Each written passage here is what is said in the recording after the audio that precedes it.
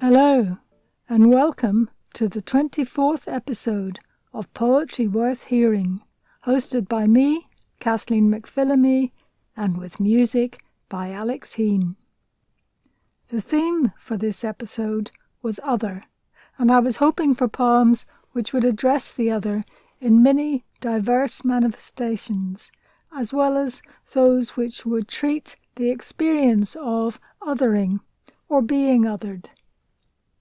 I asked Jane Byrne, a phenomenal poet and artist who identifies herself as neurodivergent, pansexual, working class, and living off-grid, to speak about her own experience, to talk about writing she values, and to read some of her own work.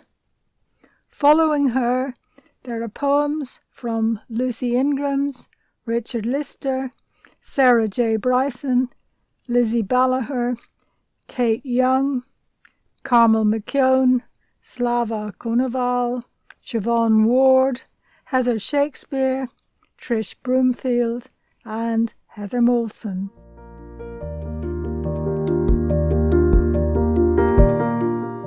Jane Byrne is probably one of the most interesting poets on the contemporary scene. Her poetry and her art reflect personal struggle, but also a glorious imagination which refuses to be bound by convention or norms.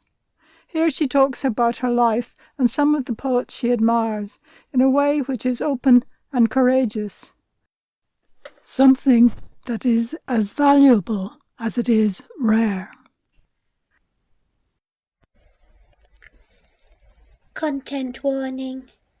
This interview contains discussions around loneliness, ableism, disability and physical and mental symptoms that some people may find distressing.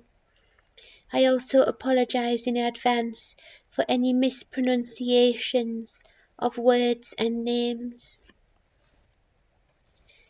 Life is a space in which I often become tired, angry, distressed, heartbroken, or disillusioned, with myself, with my mind and body, with circumstances, with people. Life is a space in which I am often alone, either by choice or by factors beyond my control.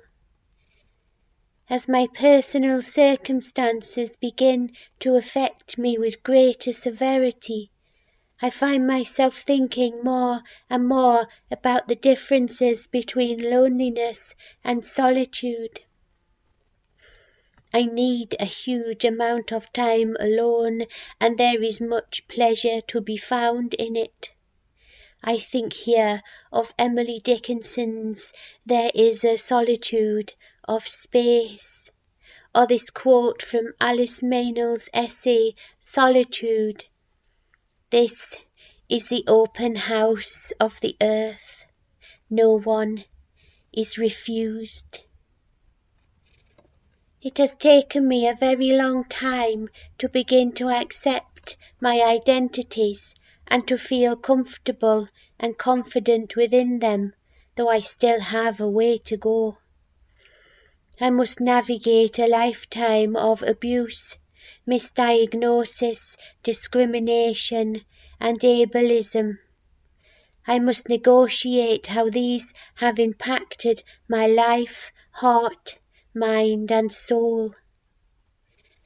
Poetry has been the most valuable catalyst for positive changes within myself.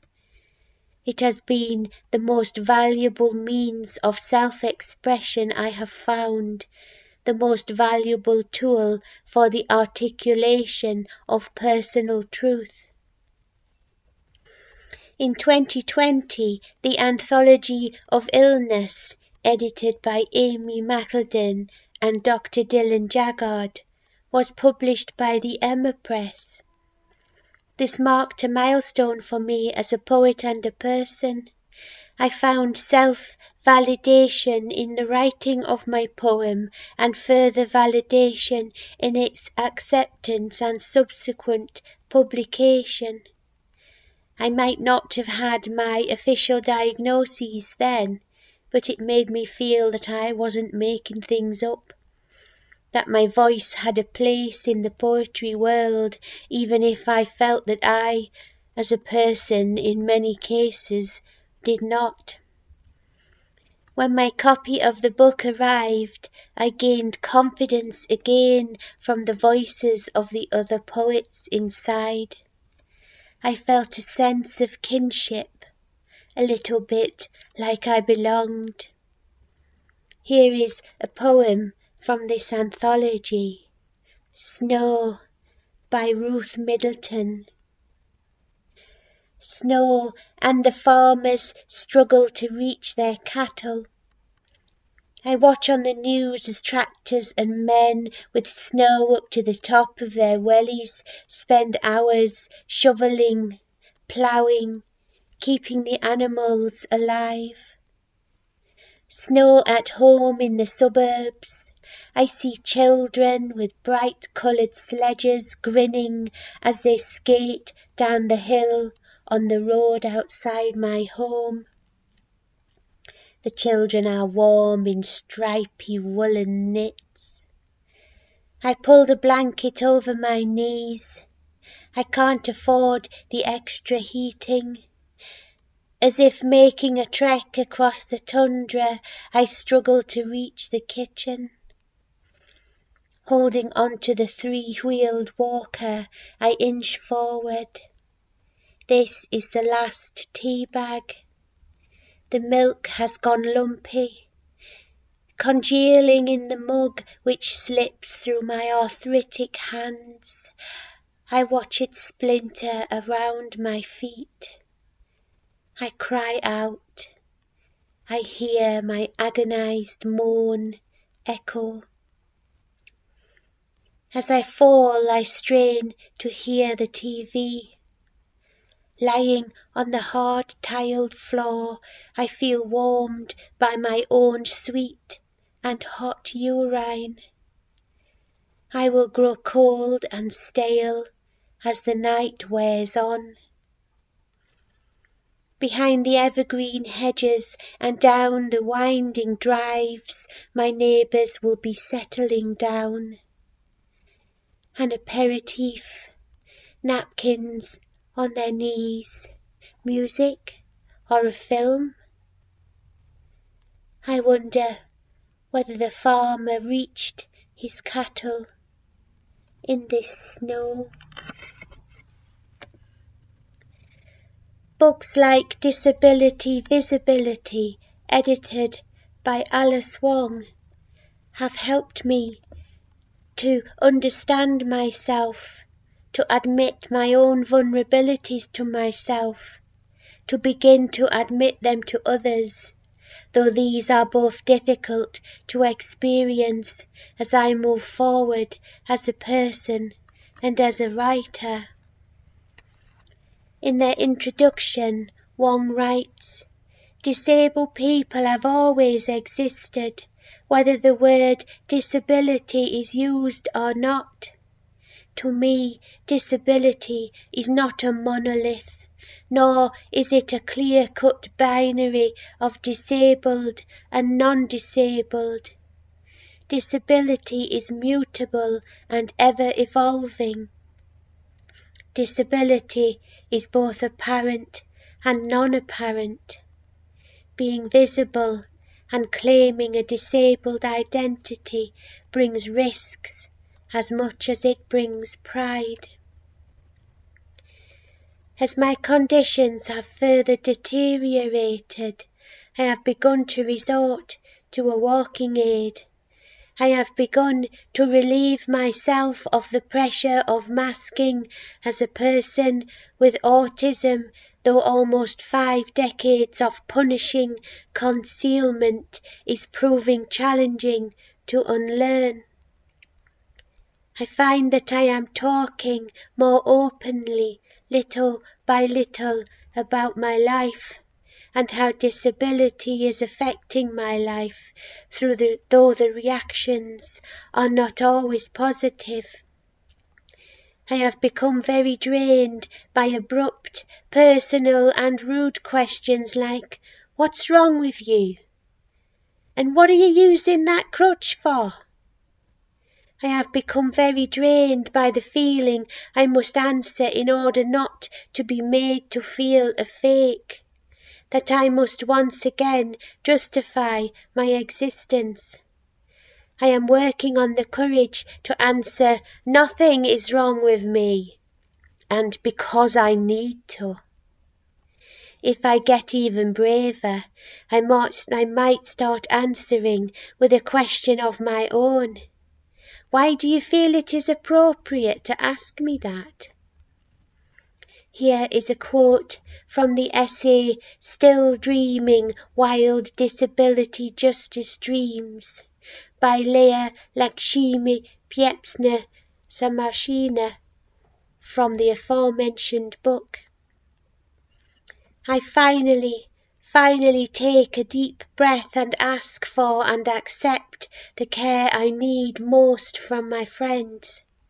And I am able to do this because of the collective work done to make accepting that care safe and possible. As I begin to become the disabled middle-aged artist I used to be afraid of turning into. I have spent almost all my life so far keeping myself a secret, to fit in, to try to make friends, to hope that I might be considered an equal candidate for opportunities. I won't hide myself any longer. Indeed, I won't be able to after this interview is broadcast. So be it. I would like to read this poem now by Rachel Boast, which was published on Bad Lilies in 2021. The Infernal Method. Enough or too much? William Blake. It all boils down to a chalk seam, duress of minerals, the wrong kind of rain. Jupiter gives, Saturn takes away. Your aggravated skin grows at a rate envied by the best amphibious relative. Salamander or frog, eyes popping into fresh sockets, the lizard binging on its own calcium deposits, sometimes in pieces and sometimes in one piece. You walk along St. Swithin Street, signalling nonchalance, a need not to have to explain the inexplicable hell of circles, and then loop back to a bench by the cathedral, hoping no one's noticed the colours of ordeal, the hot and dry cartography of scars. To no avail. Start again. You're learning the infernal method, how to treat fire with fire if all else fails. A caustic pilgrimage, salutary and medicinal, melting apparent surfaces away. Except it doesn't. Stop. Start again. Jupiter gives. Saturn takes away. You continue along the perimeter wall by the Itchen River, her green curtains closed. How to hold fire and keep moving, fire on fire cancelling itself out, and round again assuming a measured pace as you pass back through the city gate to College Street, where a fine dust spreads over the books in P&G Wells, and you pull out a copy of Answer to Job with the god-awful cheese grater on the cover, sliding it back into its capable abyss. Jupiter gives, Saturn takes away everything except for the catastrophic weather of skin.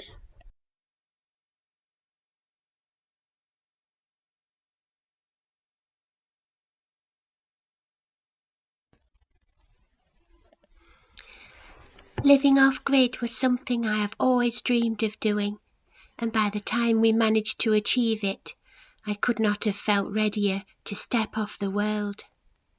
I had reached a point where I could no longer tolerate life as it was for me back then. We have now lived off-grid for most of the year for 8 years.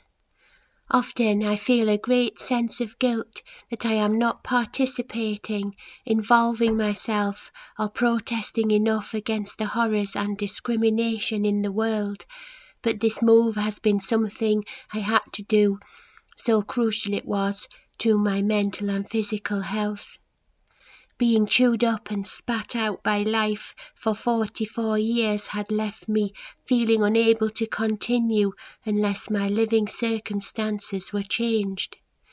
As well as the best thing for my health, living here in this way was the best thing I could think to do in answer to the damage we humans have wrought upon the environment.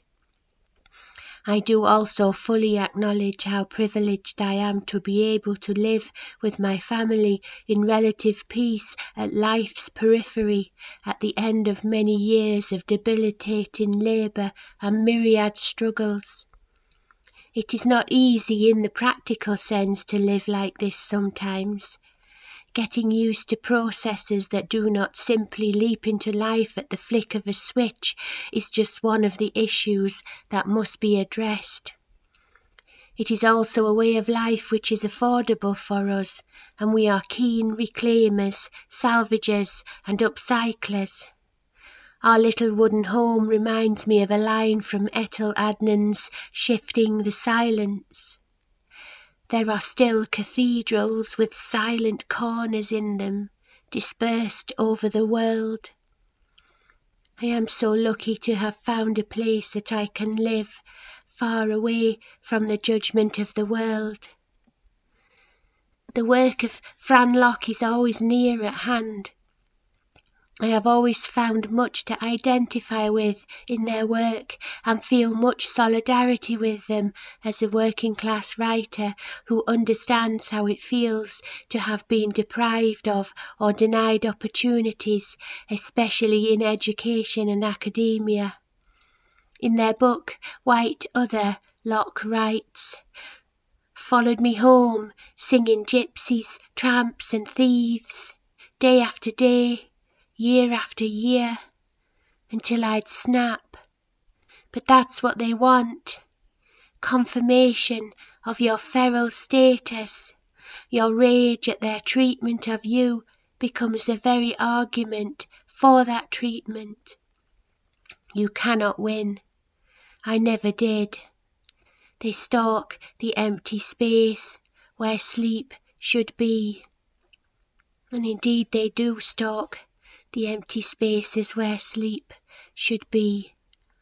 I remember when I was a child, someone coming up to me and wiping their muddy hands all over my clean front, over my clean body warmer, because they thought it was an amusing thing to do, because they thought that I was less than human, that it was okay to do something like that to a child.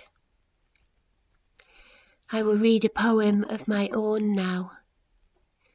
We are not ashamed of our bookshy life. Red rusted spin wheel rot. Hey, look it! Here's my garbage, reaped up from your chuck it, fuck it, who the hell world.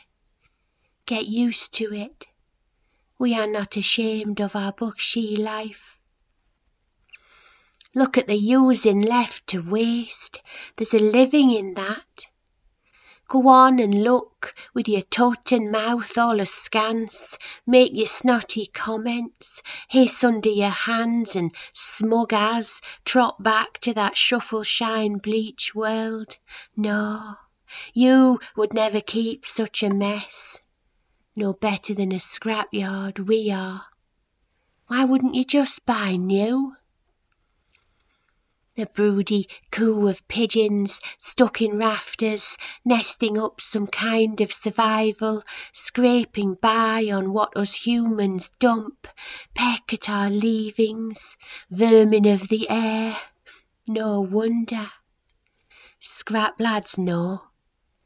Where there's muck, put your metal outside like a magnet. Weigh it in, melt it down. So what if they make loops of your hysterical estate?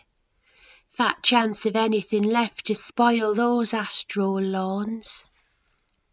Truck back a boneyard of baby gates where somebody's kiddie grew too clever for locks. Last year's garden chairs. Looting and leafing for bits, we bring back a boot full of paving slabs, fence posts, yellow sandwich of kingspan. Come in handy at some point, and the landfill feels a pocket of relief, sighs from the ruin of its torn hole. We've got no money, not after food and bills. We are not ashamed of our buckshe life. Gutted car bodies bloat on dusk wind. Squint at the painful blaze of the Meg, see crackled constellations, pull the weld and put bits back together. Keep them running, eke things out. Skip rat is the laugh as my eyes snap back. We cannot pass one and not rake a glance upon 'em. Knock a door, can we have? Has got us half a home? Tell nobody nothing. The free ads are your friend. Make do, mend. We're heading for this great and cruel unknown. This I'm all right Jack age. There's going to be survivors, and we're off grid, upcycle, grow your own, slip the net. We're solar, turbine. Don't take what you don't need. We are not ashamed of our buckshe life. Recently I met Raymond Antrobus at a reading and talk he gave in Newcastle. I have long wanted to meet him, as I have greatly admired his poetry. People sometimes warn you never to meet your heroes, as the saying goes, but in this case I was not disappointed. Raymond is a wonderful person, full of kindness, truth, care and light. He's one of the people that make me believe that I can. We can. I will read a poem from his 2021 collection, All the Names Given, published by Picador. Lovable. The first time you told me you loved me, I didn't say it back, which is to say that I was not lovable.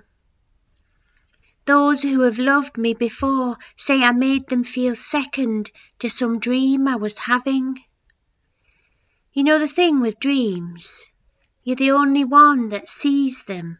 So when I say I didn't know what was talking the first night you said you loved me, I mean I needed to hear it in the morning, hear it said when neither of us could be anyone except who we are.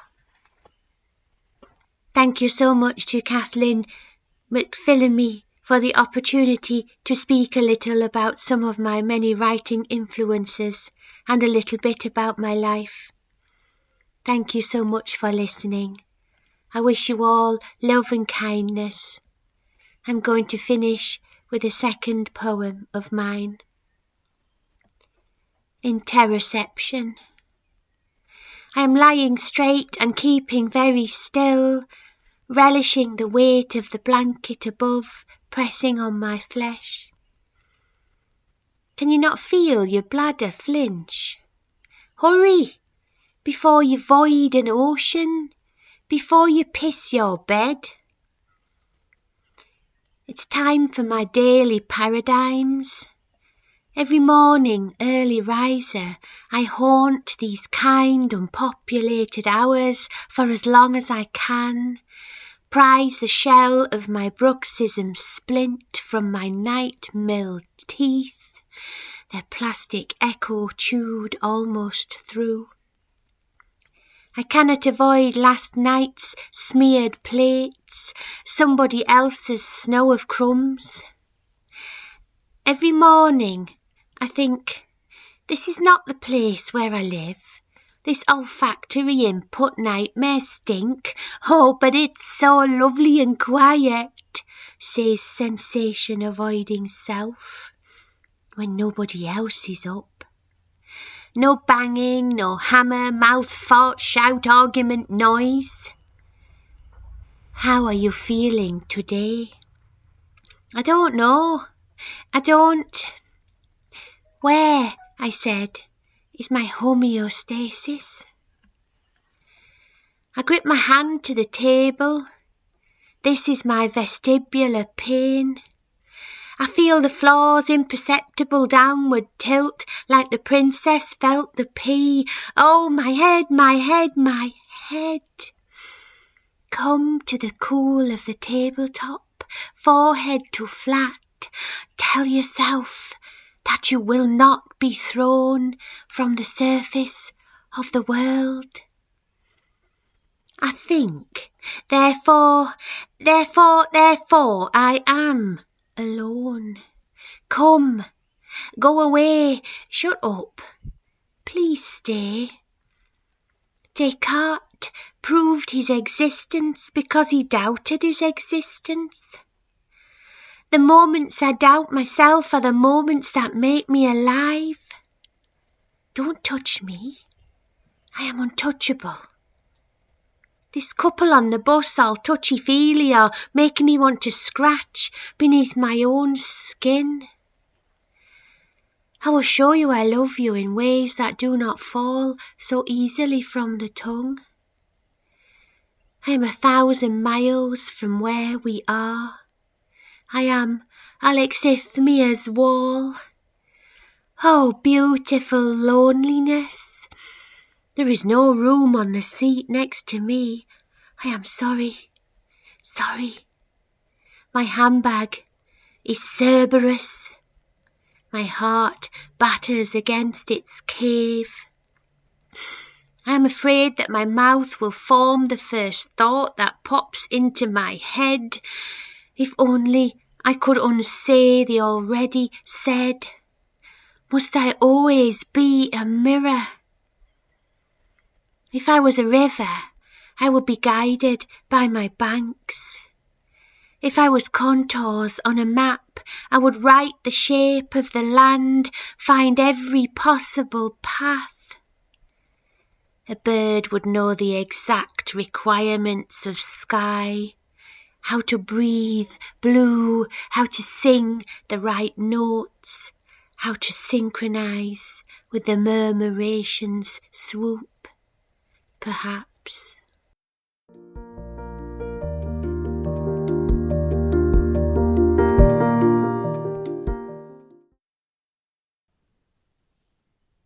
Details of Jane's work and of the poetry she read can be found at poetryworthhearing.biz.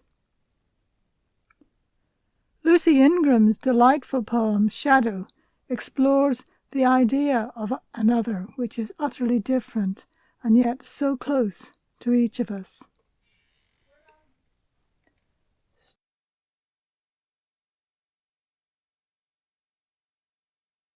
Shadow.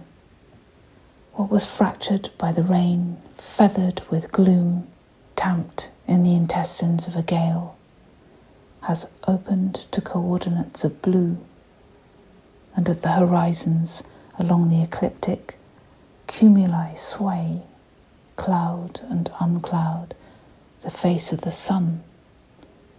So now walking's their sequence of meetings with a skinned, thin ancient who spikes in and out of doors of ryegrass to bear her surprise, again and again, seeing you back after the long squat of winter's poor light.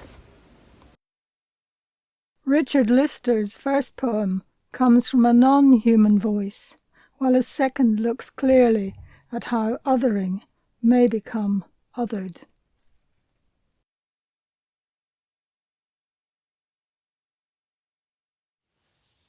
I was sand, flurries shaved from a dune's crest, pressed down in a sheltered dip, with weight upon weight, fused grains without gaps, stone.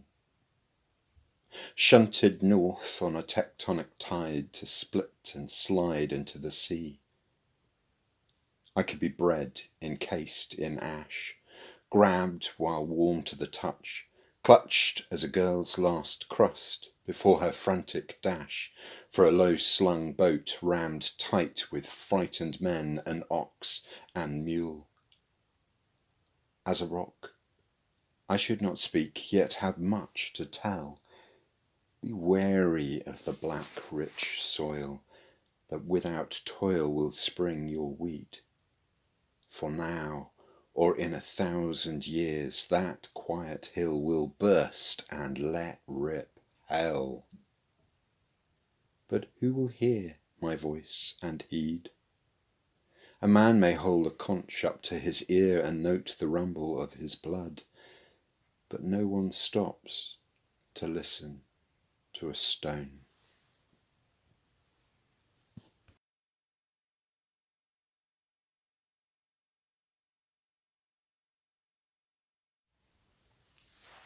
Watching the tribe. A poet needs to observe to catch life's ticks and tells. How a lady spreads her fingers, or a man nibbles toast with finely measured bites. They emerge mid-morning in tone-perfect jackets, brooches and scarves, cluster like blackberries in slants of autumn sun, and trade their lines. Grandson's prickly girlfriend, neop, orchids bloom. Talk precise as a bonsai clipped for show. You see them at the fringes of TV, worried relative beside the bed. Few lines, rarely the protagonist. We worship the wrinkle-free. They can seem less solid than the young, as if, with their faded hair, dove grey, slate, smoke, they blend into walls. How do they see me? A man alone who stares until seen, jots down notes, skin slack, face gone to jowl. Almost one of us. Next, Sarah J. Bryson, with an early experience of feeling other.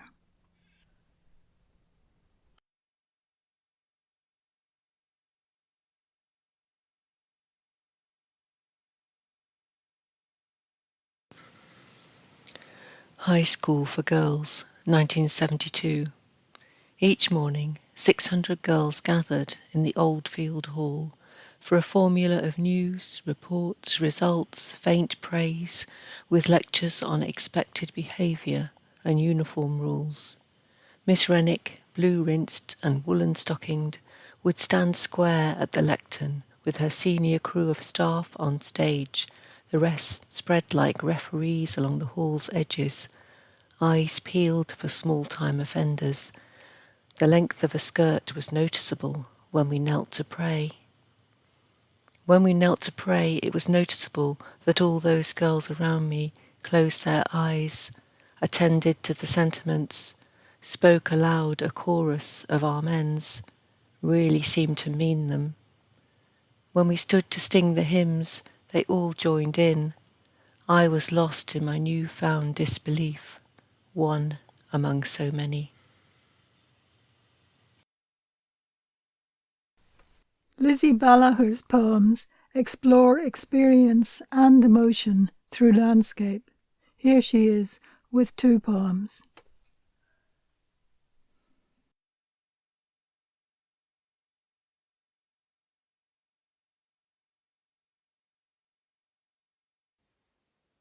Rumble ifs. You loved to tease, knew I'd fall for the trick, the trap, the trail of cookie crumbs. Your line was always baited while I flailed, open-mouthed, bass hooked on the line. Rabbit frozen in headlamps, deer held hypnotized in hunters' flashlights. But one day you went too far. The fence was down, sign to warn us, upended on the edge with painted letters missing. Rumble, ifs, tay back, anger. You turned on the knife edge, gave a flippant grin, glanced at me, waved to check I was watching, twisted daggers in my heart as in blind terror I saw you free fall off the cliff, still laughing. You sauntered back across cracked ground to find me shaken, tearful, fixing my eyes on the one still point. Lighthouse by Lover's Leap, steady and painted white in dead grass. I wept, could not look at you. A week later, that lighthouse fell in a landslide, tons of chalk and rock into the channel below. Cue newspaper photos of riven chalk slabs, broken warning signs, paths ending in a breathless void.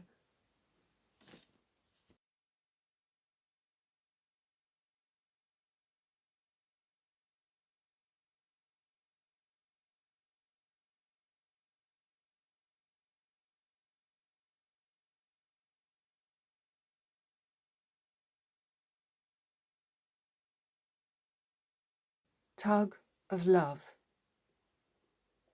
That egret balancing on stick legs has not flown in today, nor the grey heron on his stilts. Instead, below the lock where most days the river runs peacefully, there is the shock of water's boil and turmoil loosed from floodgates, wild, unbridled.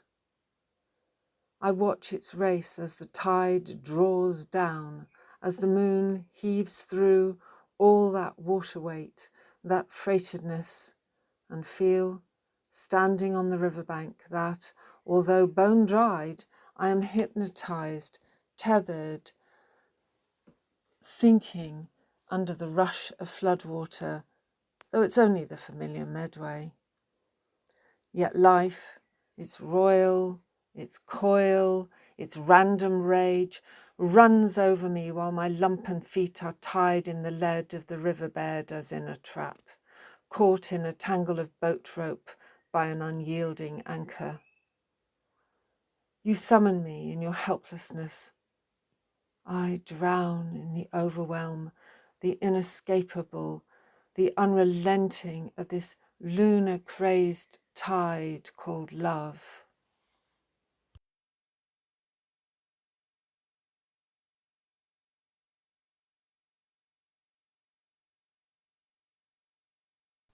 Kate Young's first poem explores how people can be different in positive ways, while the second deals with the hurt of incomprehension.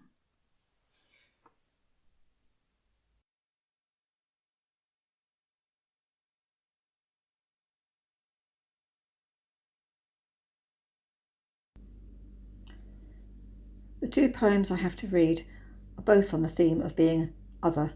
The first one, Opposites Attract, is really about the relationship between my husband and myself, how different we are, but how well it works together. And the second one, about my son when he was a youngster, full of imagination, always a little bit different, always wanting to challenge and it's really about the differences between him and the way his father sees the world.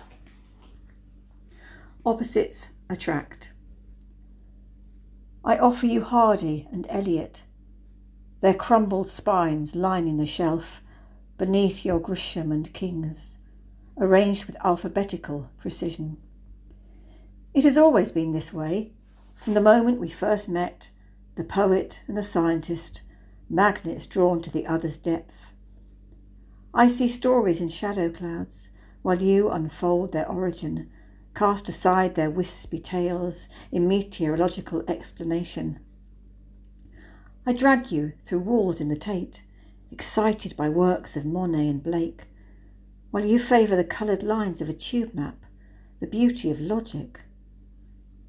You patiently explain the workings of a Boeing 747 as easily as oiling an engine. I play you songs on an old guitar, frets marked with years of chording. We stare at the landscape before us, you through the zoom of a mobile screen, my eyes squinting into the sun, both of us drawn to the horizon. Dad, there's a dragon in the window. Young limbs clamber the crest of a chair, as if ascending Everest, rucksack packed with torch, teddy, and morning snack. Staring out through Murrayfield Har, he scouts the outline of a spine and longs to climb its heathered scales. It's not a dragon, his father explains, unfolding a map of the Pentlands, fingers tracing contours and hills.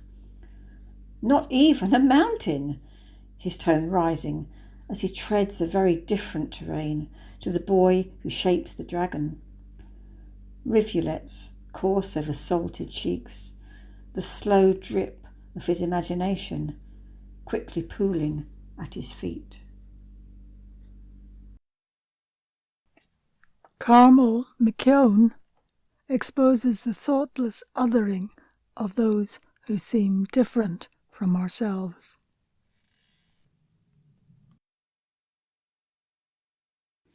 Archetypes. I hate being told I'm an archetype. Nothing in this life defines.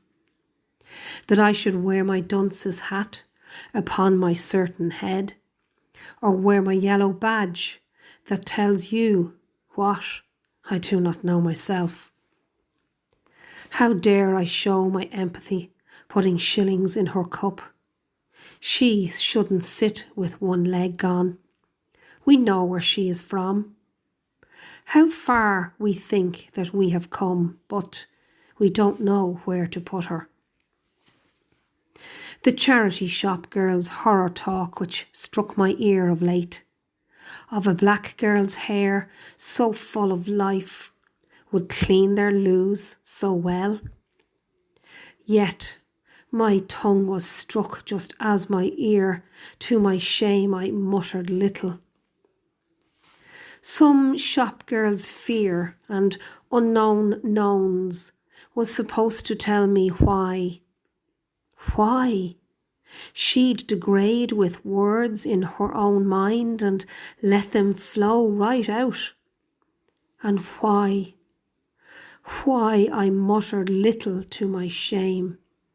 I'm just as much to blame. Slava Konoval, a poet from Ukraine, speaks of a society that might, or might not, seem very different from the UK. Blat is a word which means corruption, whether at the level of government or down to local employment. Dear audience, my name is Vyacheslav and I am a poet from Ukraine. I would like to present to your attention my poetry. Look around, stop and be careful. This is a poem about my pain. Look around, stop and be careful.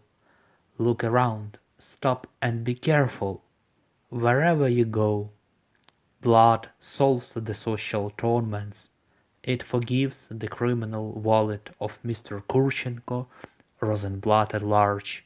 Oh well, Not such a scale. I will write you these few lines.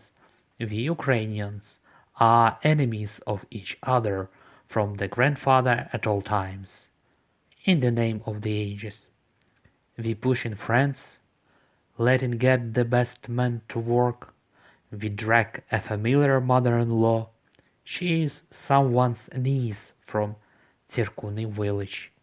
Vertically from top to bottom, family contracts can be seen.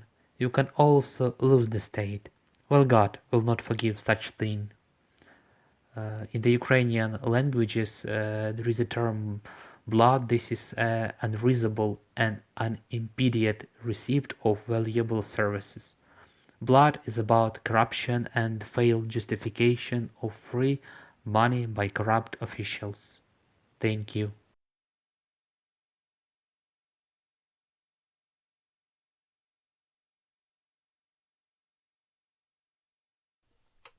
Next, Siobhan Ward, with 2 poems, which you might say are about the impotence we can feel in our care for others.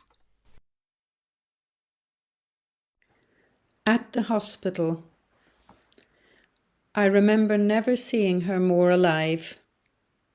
Eyes wide open, arms wide in greeting, as if we'd surprised her with a party.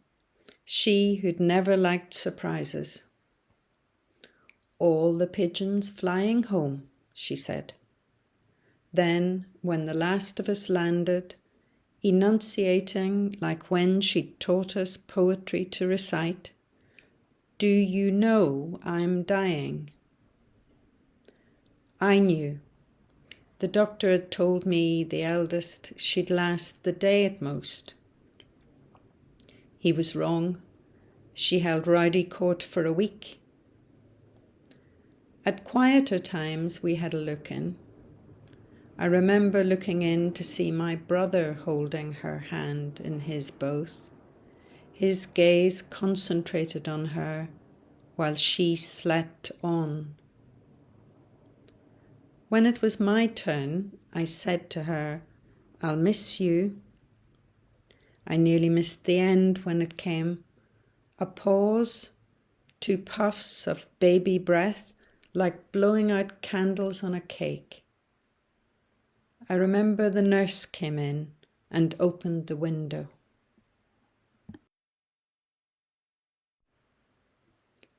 After the stroke, he goes for short walks, tells me sometimes he gets lost. I'm scared I'll lose him.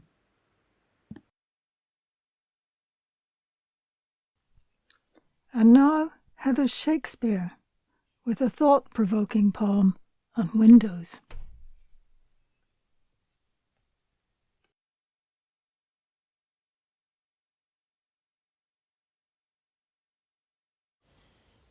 Seeing through. A window is a generous soul, kinder than a wall or a closed door, clearer than a chimney or a gable end. It offers a way through, a view out or in, invites you over from your chair to admire the confidence of a June rose as she flaunts cerise petals to the bees, swishing her dress in the breeze like a restless debutante looking for love. Whether bay or sash, bow or leaded light, it may stop your steady tread along the pavement at dusk. Ask you to pause a moment to observe the seated figures leaning in to the polished table, heads low, chewing over the day. A window is a generous soul, which points a quivering finger at a shape you think you recognise, but haven't found a name for yet. Shares another angle on the broader scene, frames a fragment of the image we bear. I lean across to yours.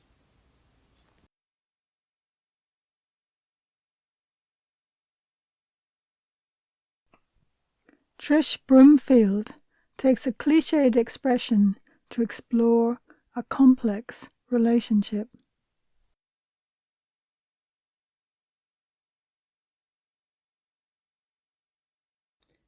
The other woman. They share each other's sadness, staring face to face. Instead of hate, the widow and his lover melt eye to eye, feel his presence when they meet. Reflecting the same pain, their isolation becoming balm to both, soothes hollowness and loss, a sorrow shared, comforts without words. Judgment suspended, bar a glance at coat and bag assessing quality. Their eyes allow a window in, to where once he lived, dissolving spite, and for that moment, bringing him softly into light. Our last poet is Heather Moulson, whose poem, superficially light-hearted, goes to places familiar to many women, though often not spoken of.